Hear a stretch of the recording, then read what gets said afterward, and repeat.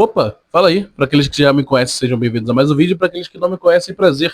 Darui. Eu, sinceramente, pessoal, não consigo viver num mundo onde Lie to You perde para uma música mainstream de guerreiras do K-pop.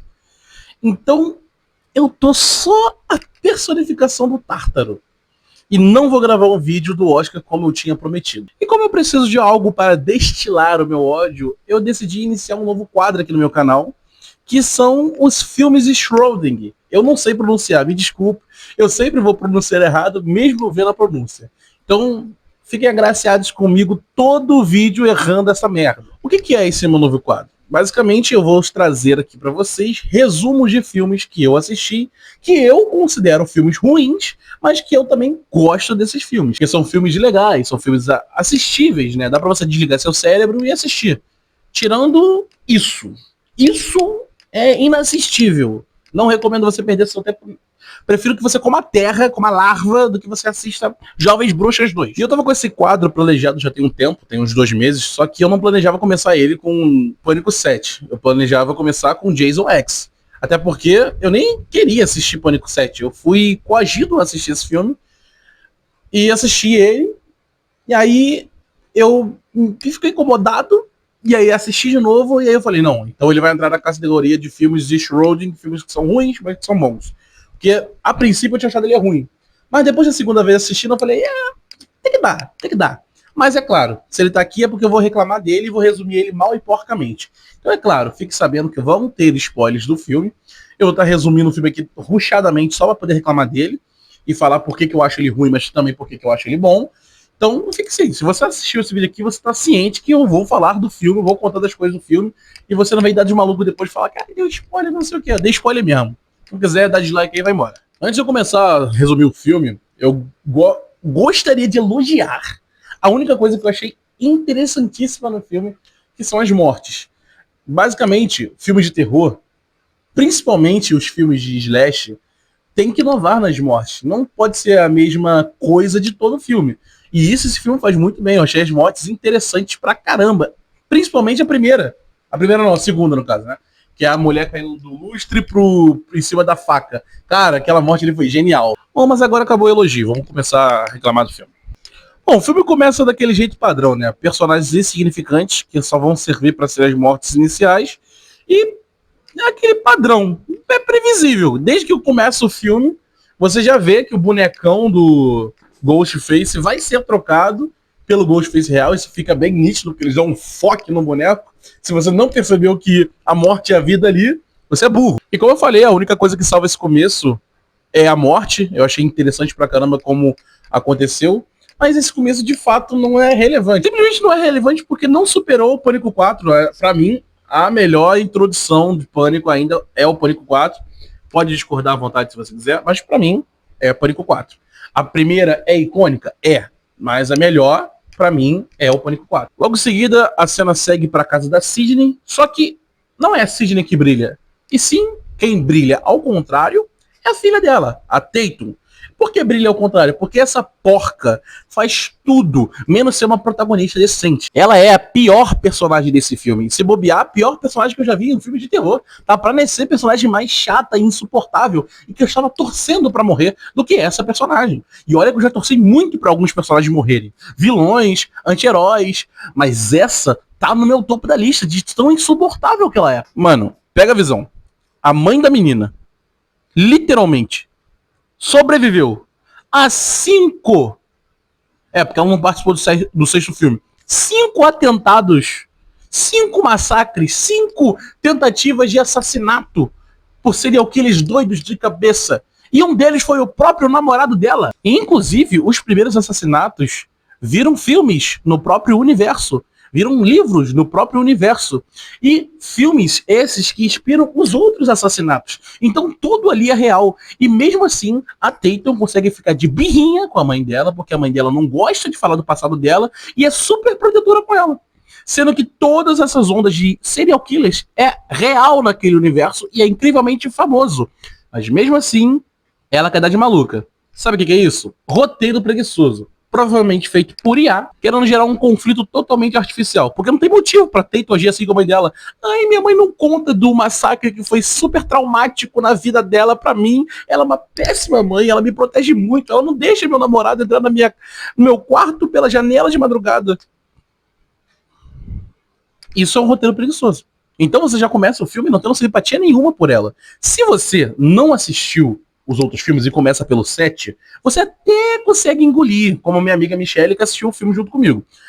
Mas se você já conhece os outros filmes e sabe de toda a história, você olha pra cara dela e você fala, pô, você tá reclamando? Queria eu ter uma mãe assim. Porque a Sidney Prescott é literalmente a Final Girl, tá ligado? Então você ter uma mãe protetora daquela, você deveria estar agradecendo. Então, tipo assim, não tem como você já gostar da protagonista de começo, porque ela é incrivelmente detestável. Simples.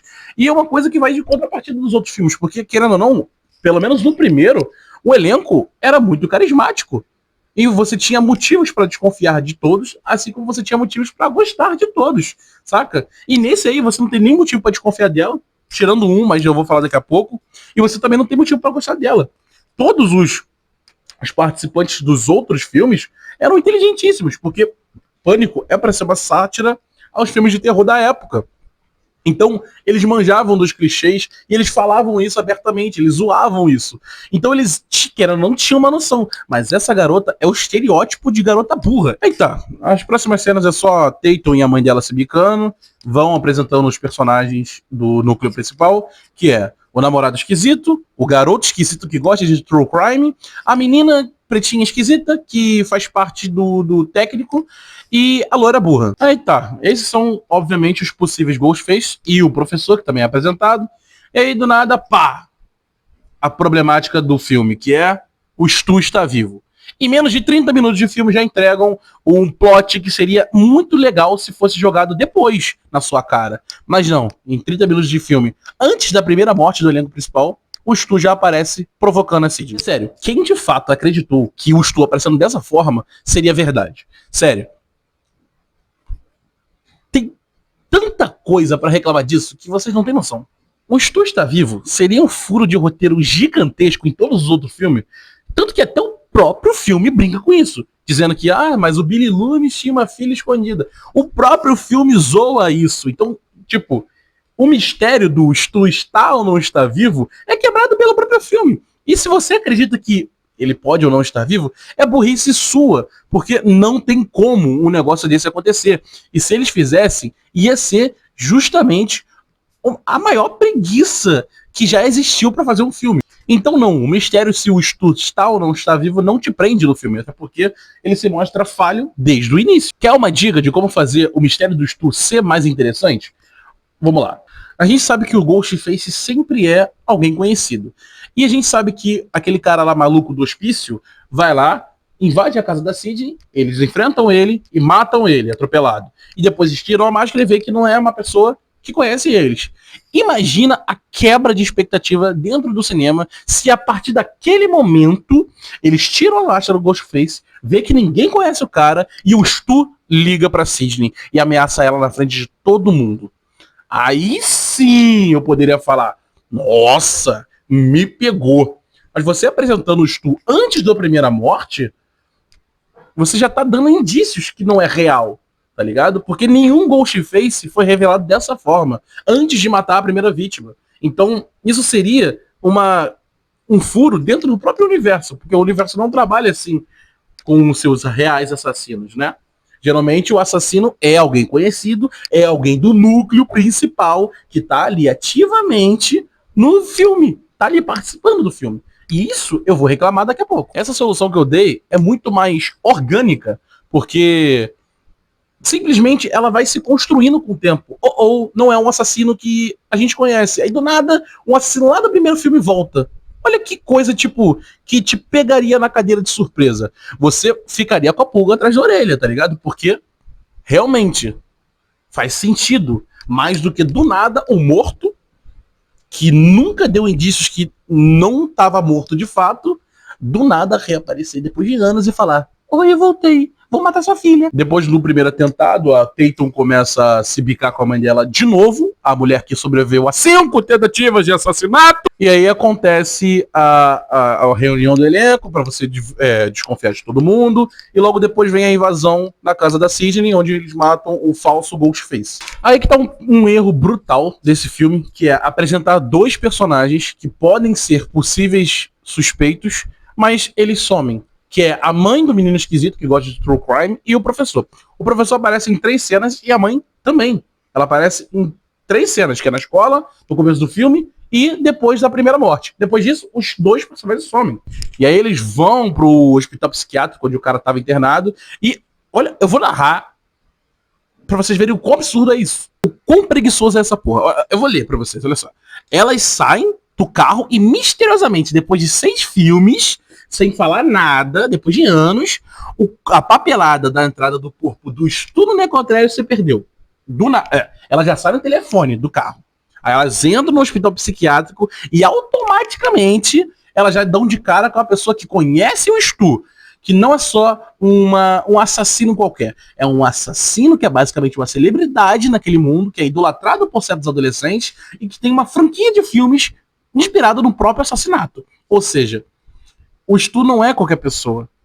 Não tem como ele estar num hospital psiquiátrico sem ninguém saber. Ainda por cima, não é muito suspeito você entrar e já ter justamente o contato com a pessoa que conhece o Ghostface que invadiu a casa da Sidney e do nada também conhece o Stu. A única pessoa do hospital psiquiátrico que falou que o Stu estava ali. Sério, se você consegue comprar essa ideia, você é um retardado. Que nem a Sidney e a repórter, que compram a ideia. Como é que elas conseguem acreditar no bagulho? Mano, literalmente, as minas sobreviveram a 5 atentados. Na verdade, a outra sobreviveu a 6, que ela participou do 6º filme. Então, elas sobreviveram mais atentados do que talvez eu tenha de relacionamento.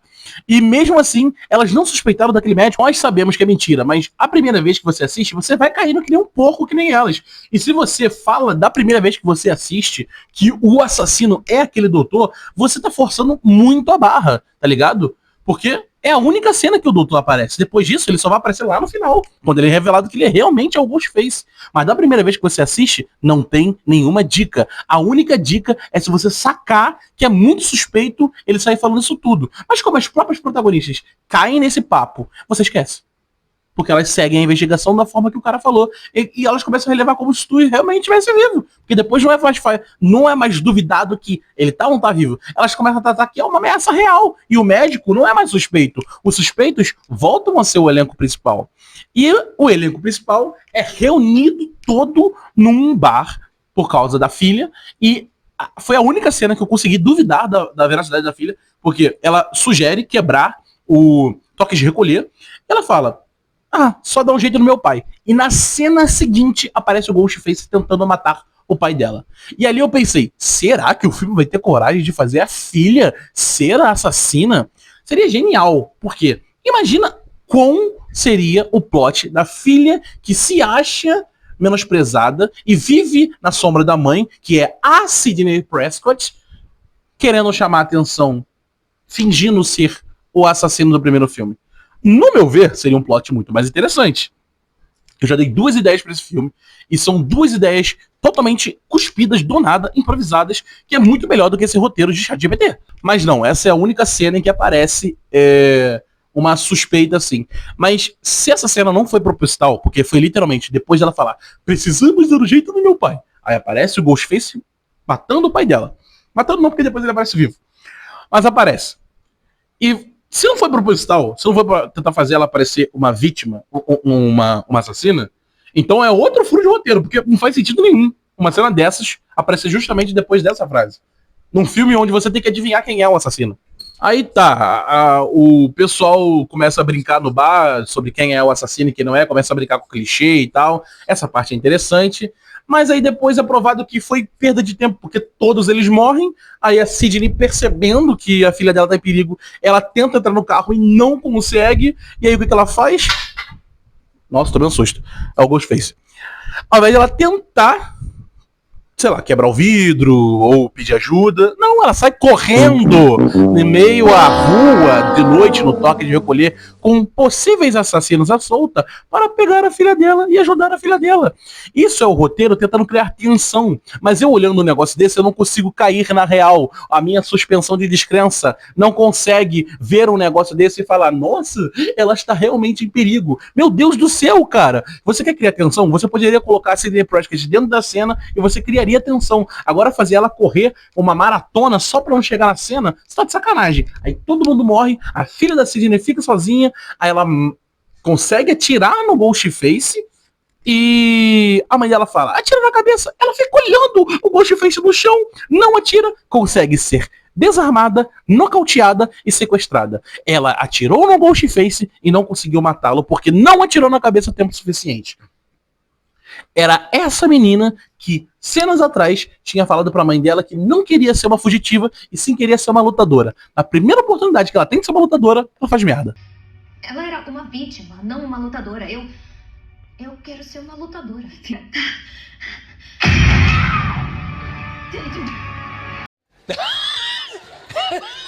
Parabéns, Taito. Você consegue ser a personagem mais odiável de um filme de terror que eu já vi. Tá, a filha é sequestrada, aparecem os dois Ghostfaces e o óbvio revelado. Não, é o Stu, é o doutor e a mãe do menino esquisito. Que, como eu falei, ambos têm poucas cenas no filme e em nenhuma das cenas dá pra você entender que eles são os assassinos, né? Todos os outros têm motivação, né? E tem um jeito de parecer suspeito. Mas os reais assassinos são quem não tem nenhuma pista. A mulher aparece em 4 cenas, uma delas já sendo o Ghostface, e só na última que ela dá indício que ela é louca. E a motivação dela é pior ainda. Eu prefiro só acreditar que ela é louca mesmo, tá ligado? Porque ela realmente foi pro hospital psiquiátrico, tá? Prefiro acreditar que a motivação é essa, porque a primeira vez que eu assisti, eu não entendi nada daquele final, e da segunda vez eu até consegui entender, mas, pô, foi uma motivação bosta, bunda demais. Então eu prefiro acreditar que ela é só louca mesmo. Só que a graça dos whodunit é justamente você participar do mistério, sabe? Você tá vendo, né? E aí tem as pistas, você vai juntando as pistas enquanto assiste, e no final você vai ser agraciado se você acertou o mistério, ou vai ser surpreendido se você errou. Mas ao mesmo tempo você vai gostar, porque, porra, é uma história que te prendeu, te manteve interativo durante o bagulho, tá ligado? Essa é a graça. Agora, quando uma história apresenta pistas e quando a solução do mistério é uma coisa que não tinha nenhum indício na história inteira, mano, não tem graça. Eu posso falar com prioridade esse assunto porque, além de ser muito fã de diversas obras assim e analisar esses filmes desde pequeno, eu escrevi uma história assim. É uma história fraca? É. É a minha primeira história autoral, então não me leve muito a... Nossa, ele é um grande criador de histórias e tal. Mas a história em questão é O Peso do Silêncio. E eu sim fiz um whodunit, eu sim dei várias pistas, indícios e tal. É uma história, não resumo, não vou dar spoiler, claro, mas é uma história onde você vai ler e vai acompanhar um grupo de amigos, e nesse grupo tem uma morte misteriosa do nada, na frente geral, e cada capítulo vai apresentando um dos personagens do grupo. Vai dar motivo para você gostar da pessoa, motivo para você odiar, para você achar que é assassina e para você achar que não é assassina, né? E ao longo de todos os episódios eu vou dando mini pistas do que pode ter acontecido. Então, tipo assim, eu posso não ter feito, nossa, um roteiro de cinema absoluto cinema, Oscar, posso não ter feito. Mas a regra do whodunit é essa, você não pode solucionar um mistério sem ter dado pista para as pessoas. Um grande exemplo disso é o Entre Facas e Segredos, o primeiro filme. Tipo assim, dá pra você entender que o personagem do Chris Evans é o causador de tudo isso com as pistas que o filme vai dando, entendeu? Mas tipo assim, você vai conseguir fazer isso de primeira? Muito provavelmente não. Mas você pode, sabe? Vai estar lá. Se você for muito atento, você vai conseguir. Eu consegui? Não, eu errei. Mas é divertido, sabe? Mas o Pânico não fez isso. A graça do Pânico é essa. Os vilões estão no elenco, eles agem como aliados, agem como vítima, e você fica sabendo quem é só no final. Mas você fica, tipo, essa pessoa. Essa aqui deu motivo. Essa aqui não deu. Essa aqui é muito óbvio. Entendeu? A graça do Pânico é essa. E esse filme falhou. Porque o elenco principal tá lá, a maioria deles parece suspeito, mas não é nenhum deles. Todo mundo morre. Tudo bem que as mortes são legais, mas é isso. O filme acaba com a Sidney e a filha matando a última Ghostface, e a filha, a Tatum, fala: não, eu sou a filha da Sidney Prescott. Fez porra nenhuma o filme todo e basicamente só roubou a kill da mãe, porque a mãe que lutou no final e... eu não vou mais reclamar desse filme. A minha nota pra esse filme é um 5, porque, como eu falei, ele é um filme ruim, mas ele não é um filme de terror ruim. Tem muito filme pior. Mas ele é um filme pânico ruim. Ou seja, se você assistir ele como só um filme de terror, slash, pô, ele é muito maneiro. Dá pra se divertir, tá? E tal, como eu falei, você vai gostar das mortes, são criativas, pai, e tal. E se você não conhece os outros filmes, você vai ficar preso. Será que esse cara realmente é o assassino, pai, e tal? Porque você não conhece os outros filmes, você não sabe da etimologia. Mas, se você já viu os outros filmes, você vai detestar esse filme aqui, tá? Ele tenta se prender na nostalgia, toda hora tem referência aos outros filmes, pai, e tal. O tempo todo tem referência aos outros filmes. Mas ele não prende você o suficiente, saca? Então, pra mim, é um 5 e é divertidinho só por causa das mortes. Eu agradeço você que assistiu esse vídeo até aqui. Muito obrigado. Se você gostou, deixe o seu like, compartilhe para os seus amigos. Eu vou precisar muito, porque meu canal está em baixa, né? Eu vou trazer mais filmes para falar aqui nesse meu novo quadro, e eu pretendo não ser muito longo, e alguns eu vou reclamar mais, e alguns eu vou reclamar menos. O próximo vai ser Jason X, que é o vídeo que eu queria iniciar esse quadro, mas até o momento eu estou satisfeito com o que eu fiz aqui. Não vou falar sobre o Oscar, tá? Eu vou evitar que isso existiu. Não quero falar mesmo, não me perguntem minha opinião nem nada. Não vou falar sobre o Oscar, eu vou fingir que isso não existiu. E vou seguir minha vida. Então eu espero que vocês sigam de vocês, tenham uma ótima semana e até o próximo vídeo.